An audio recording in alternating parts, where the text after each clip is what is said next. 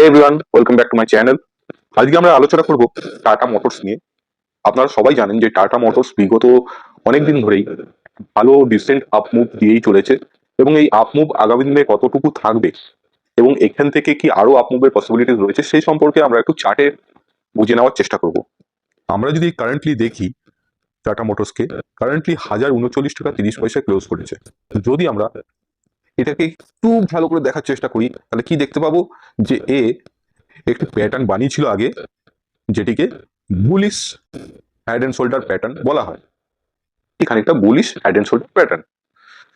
এই প্যাটার্নের আলটিমেট তো টার্গেট হয় আমরা জানি যে এই কাপটি, যেমন এখানে 487 পয়েন্ট দেখাচ্ছে।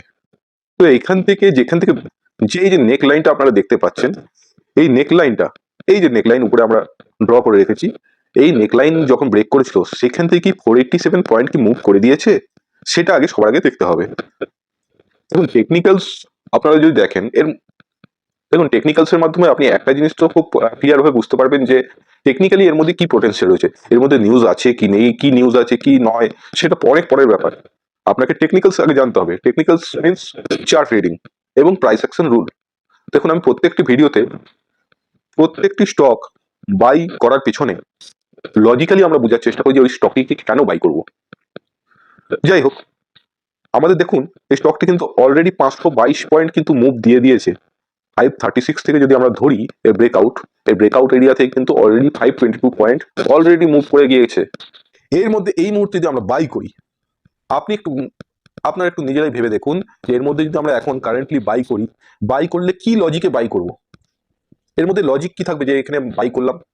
একটা যে কোনো স্টক কেনার পেছনে একটা ধরুন তার পিছনে একটা স্টোরি ক্রিয়েট করতে হয় বা লজিক ক্রিয়েট করতে হয় যে এই লজিকে আমরা এখান থেকে বাই করলাম। প্রাইস অ্যাকশন বলছে কি কি একটা লজিক তো ক্রিয়েট করতে হবে। প্রাইস অ্যাকশন এটাই বলে যে লজিক কি এখান থেকে বাই করার, অলরেডি এতটা মুভ করে দিয়েছে। এরপরে এখানে কি লজিক রয়েছে যে আমি এখানে বাই করব?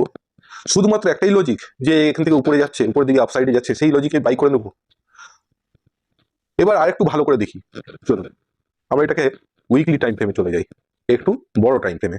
তাতে কি হবে যে চার্টের যে হেজি ভাব রয়েছে সেই হেজি ভাব কেটে যাবে এবং আরো ক্লিয়ার এবং ট্রান্সপারেন্ট বোঝা যাবে। দেখি আসুন উইকলি চার্টে দেখুন।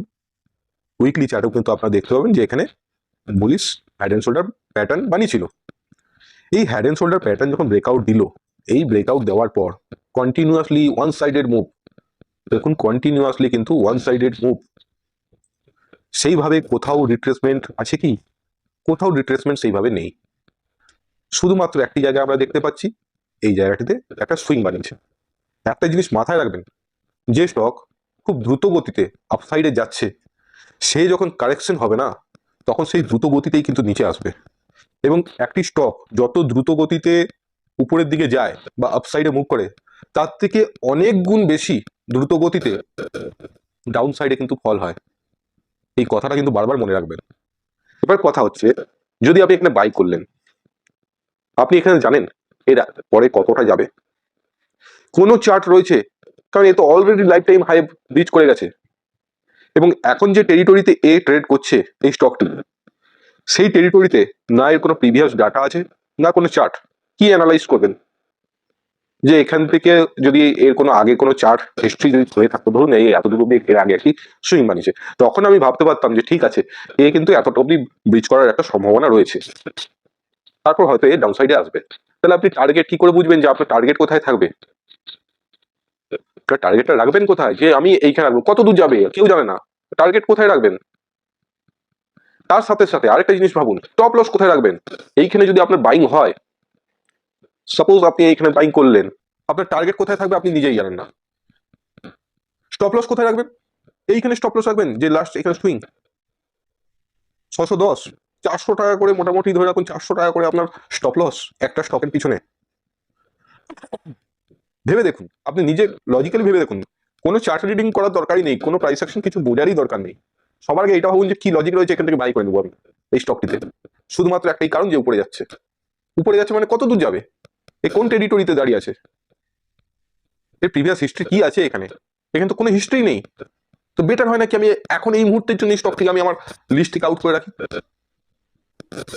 বাইং লিস্ট থেকে আমি আমার যে বাইক করব এরকম যে মনস্থির করে রেখেছি, সেই লিস্ট থেকে আপাতত এই স্টকটিকে বাদ রাখি। যদি কালেকশন হয়, যদি একটি ভালো জায়গায় পাওয়া যায়, তখন আমি কিনবো। আমি হলে কি করতাম? আমি হলে এখান থেকে বসে থাকতাম। বসে থাকবো কত দূর অবধি? যদি এই লাস্ট সুইং এসে যদি এখানে কোথাও সাপোর্ট নেয়, তখন আমি চিন্তা করবো যে হ্যাঁ, এটাই বাই করা যেতে পারে। আনলেস আমি কেন বাই করবো এখানে? যারা আপনাদেরকে বলছে যে এখান থেকে আরো আপসাইড যাবে, আরো বাই করে রাখো, আপনারা তাদেরকে জিজ্ঞেস করুন যে এরপরে টার্গেট কোথায় থাকবে। যদি বলে যে 2000 টাকা টার্গেট, 1600 টাকা টার্গেট, 1500 টাকা টার্গেট, 1200 টাকা টার্গেট, এরকম যদি টার্গেট বলে থাকে, তাহলে তাদেরকে জিজ্ঞেস করুন যে কি বেসিসে বলছেন যে এখান থেকে 1200 টাকা যেতে পারে। তার লজিক কি আছে একটু বলুন তো। আইডিয়ালি এখান থেকে তো কত কি টার্গেট হতে পারে কেউ জানে না। তো এইরকম যারা উপদেশ দিচ্ছে তাদের কাছ থেকে বাঁচুন, নিজের ক্যাপিটালকে বাঁচান। সবার আগে নিজের ক্যাপিটালকে বাঁচাতে হবে। কারণ আপনি আপনার ক্যাপিটালকে যদি ওয়াইপ আউট করে দেন মার্কেটে এরকম উল্টোপাল্টা শেয়ার নিয়ে বা উল্টোপাল্টা জায়গায় বাই করে যদি আপনারা আপনাদের ক্যাপিটালকে ওয়াইপ আউট করে দেন, কালকে আপনি মার্কেটে টিকে থাকবেন কি করে? টিকেই থাকতে পারবেন না। তো আলটিমেটলি তো মার্কেটে টিকে থাকতে হবে, তবেই তো আপনি ব্যবসাটাকে চালিয়ে যেতে পারবেন। আপনার দোকানটাই টিকলো না, আপনি আপনার দোকানটাকে টিকিয়ে রাখতে পারলেন, আপনার দোকানের যে মূলধন সেই মূলধনটাকেই আপনি টিকিয়ে রাখতে পারলেন না, দেন আপনি আপনার দোকানটাকে আগামী দিনে কি করে একটা ভালো জায়গায় নিয়ে যাবেন? আপনার ক্যাপিটালকে আপনি যে গ্রো করবেন ভাবছেন, স্টক মার্কেটে এই উদ্দেশ্যে এসেছেন যে আপনার ক্যাপিটালটা গ্রো হবে কি করে সেই জিনিসটা তো ভাবতে হবে। প্রাইস অ্যাকশন শেখা অত্যন্তই জরুরি, এবং তার সাথে সাথে চার্ট রিডিং। এই দুটি জিনিস কিন্তু আমাদের মার্কেটে একটা প্রফিট যেমন বের করে আনতে সাহায্য করে, তার সাথে সাথে আমাদের ক্যাপিটালকেও কিন্তু প্রোটেক্ট করে। তো আলটিমেটলি এই স্টকে এই মুহূর্তে বাইং এর কোনো রকম সিচুয়েশন নেই, আনলেস এখানে একটা প্রফিট বুকিং হোক। দেখুন, প্রফিট বুকিং তো হতেই হবে। ধরুন যিনি এইখানে বাই করেছেন, সাপোজ এইখানে কেউ বাই করেছে 379 বা 400 কেউ বাই করেছে, সে আজকের ডেটে দেখতে পাচ্ছে 1039 এই প্রাইসে এসে দাঁড়িয়েছে স্টকটি। অলমোস্ট সে 600 এর কাছাকাছি পার স্টকে লাভ করছে। সে কোথাও না কোথাও তো প্রফিট বুক করবে। সে পার্সিয়াল প্রফিট বুক করুক বা যেভাবেই করুক, সে কোথাও না কোথাও প্রফিট তো বুক করবে। ধরুন যারা যারা এই স্টকে বড় বড় ইনভেস্টর রয়েছে, তারাও কোথাও না কোথাও তো প্রফিট বুক করবে। যারা অপারেটর আছে তারা তো চাইছে যে আপনি এখানে বাই করুন, আপনি এখানে বাই করবেন, এই এরিয়াতে বাই করবেন, তখন কি হবে? ওদের ক্ষেত্রে সুবিধা হবে, ওরা ওদের মাল কিন্তু বেচে বেরিয়ে যাবে। বসে থাকবেন আপনি, কবে আবার এই প্রাইসে আসবে তবে কি আপনি এক্সিট করতে পারবেন।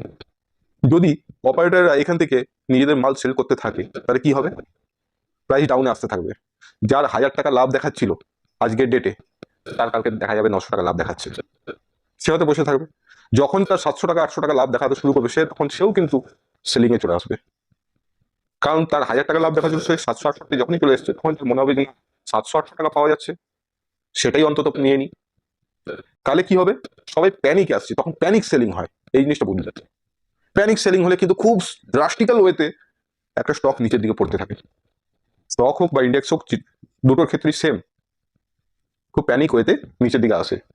তো বেটার কি? বেটার হচ্ছে একটাই, চুপচাপ বসে মজা নিতে থাকুন। মজা নিন, দেখুন যখন একটা ভালো জায়গায় ডিসেন্ট জায়গায় পাওয়া যাবে, ধরুন এই জায়গায় পাওয়া যাচ্ছে, যখন যদি কারেকশন হয়ে হয়ে আসলো, এই জায়গায় এসে এ নিজেকে হোল্ড করার চেষ্টা করছে, কোথাও ডবল বটম প্যাটার্ন বা কোনো কিছু এরকম কিছু বানানোর চেষ্টা করছে, তখন আমরা এই জায়গায় কিন্তু একটা বাইং করতে পারি। তখন কি হবে? আমাদের স্টপ লস অনেক ছোট থাকবে। যদি লসও হয়, অনেক ছোট্ট লস হবে, স্টপ লস অনেক ছোট, কিন্তু আমাদের তখন কি হবে? তখন উপরের দিকে টার্গেট হয়ে যাবে অনেক বড়। কথাটা বুঝতে পেরেছেন? আশা করি কিছুটা হলেও আপনাদের আইডিয়া দিতে পারলাম। এই স্টকের মধ্যে আজকে অ্যানালাইজ করার মতন এমন কিছু ছিল না, এবং ক্রিস্টাল ক্লিয়ার রয়েছে স্টকটি আপনাদের সামনে, যে এইখান থেকে বাই করার কোনো রকম সুযোগ নেই। হ্যাঁ, যাদের হোল্ডিং রয়েছে তারা তাদের স্টপ লসকে ট্রেল করে করে যেতে পারেন, যেখানে আপনার স্টপ লস হিট করলো সেখান থেকে আপনি আউট হয়ে গেলেন এই ট্রেড থেকে। যদি ভিডিও ভালো লেগে থাকে তাহলে অবশ্যই লাইক এন্ড সাবস্ক্রাইব করবেন, এবং কোনো মতামত থাকলে অবশ্যই কমেন্টের মাধ্যমে জানাবেন, এবং কি কি শিখতে চান এবং কি কি জানতে চান অবশ্যই কমেন্টের মাধ্যমে বলবেন, এবং আপনাদের কাছে এই স্টকটি আপনাদের পোর্টফোলিওতে রয়েছে কিনা অবশ্যই কমেন্টের মাধ্যমে জানাবেন। আজকের মতন এখানেই শেষ করছি, দেখা হবে পরবর্তী কোনো ভিডিওতে। সবাই ভালো থাকবেন, সুস্থ থাকবেন।